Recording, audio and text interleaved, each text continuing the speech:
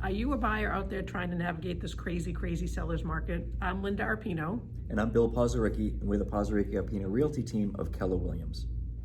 How do you win that multi-offer bid as a buyer? We're in a crazy seller's market, so we thought we'd do a quick impromptu video for you and give just a little bit of advice of what we tell our buyers. And we've come up with the acronym, I don't know if you see it behind us, PLEASE, P-L-E-A-S-E.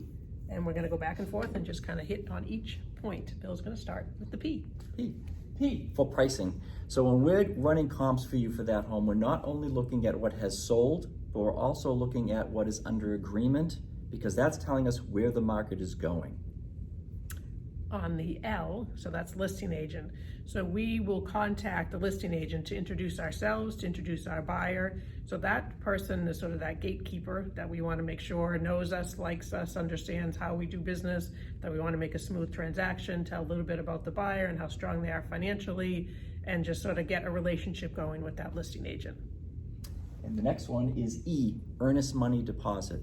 Traditionally, it has been $1,000 with the offer and then 5% of the purchase price.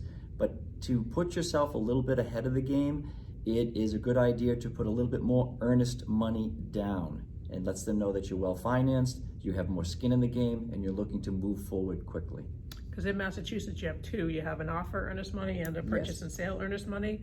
So if you bump those up a little bit, the only thing to make sure is that you can actually get to closing, because that money, if you, for no contingency, have to back out of the deal, or the deal can't go through because of you, that money is potentially at risk of losing it.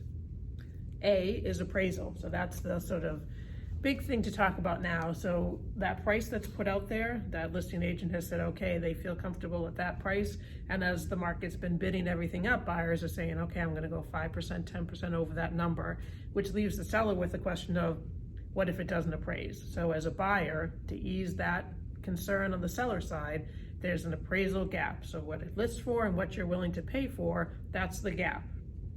So for you, it's important to have a great mortgage lender with you to talk with them and say, okay, what can I do if it doesn't appraise to where I'm willing to pay for it? It doesn't always mean you have to put more money down, although it could. It could be that your payment maybe goes up a little bit each month, and that will take care of that appraisal gap for the lender. So make sure you talk to them and really get to understand that appraisal piece. And we'll also talk with your loan officer just to make sure that we're explaining everything to them and that you're very well protected with that earnest money deposit. The next one, seller preference. Basically, we're going to talk to that agent and say, what is the seller looking for? We don't want any guessing games. When do they want to close? What are they looking for in an offer? What's going to work for them or put you in the best light with that seller? So a direct call out to that agent and asking that simple question, what is your seller looking for? And then we'll try to incorporate that into your offer. And the last is endurance. So I know it's, you find a house, you fall in love with it, and then it is a, competitive market right now, so you might not get that house, but you got to be willing to keep going. And I would advise not to take time off.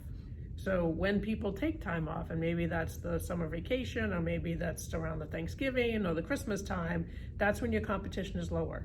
So there'll still be listings out there, the listings that come on all year round, but maybe your competition is lower. So I would just kind of be ready to stay for the long haul. Because we're not going to take time off, and we're going to keep putting those perfect houses in front of you. Oh, Bill, not taking, I might take time off. You can work all She's actually year going long. Yeah, I know. Fine, thank you. Anyway, so whoever you're working with, just make sure that they're following these please things that we just went over, but obviously we're happy to talk with any buyer at any time to go through, show you houses, and come up with strategies for you. Thank you very much for watching, staying with us, and